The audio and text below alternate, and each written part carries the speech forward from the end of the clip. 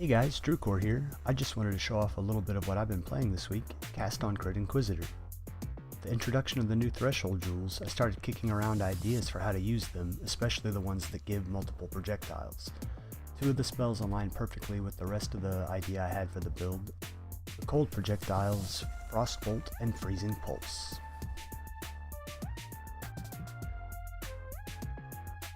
For the passive tree, we grabbed 4 intelligence threshold jewel sockets to allow for 2 of each of the new jewels.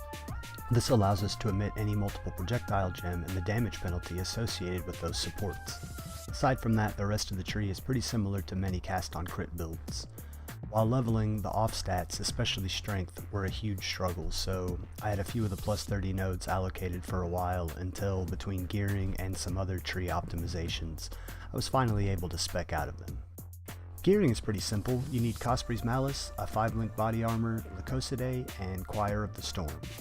We use Valerium to deal with stun concerns, then basically fill out the rest of the slots with rare ES gear to get res capped. Focus on extra lightning res for the increased crit chance from Choir. The Wise Oak Bismuth Flask helps out here as well. In addition to bringing us up to elemental weakness cap, it also adds another 35% lightning res under normal circumstances for those sweet crits.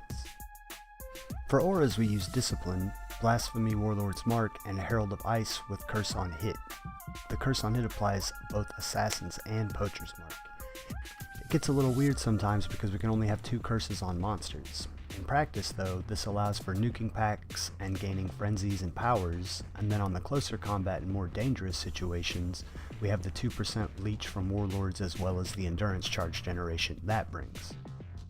And of course, if things get really spooky, we've got the panic button, Vinctors with added lightning to spells, which will allow us to leech back the full shield in one hit basically. Elemental Reflect is our biggest enemy, so much so that suicide via 1 Reflect rare monster is a very real threat.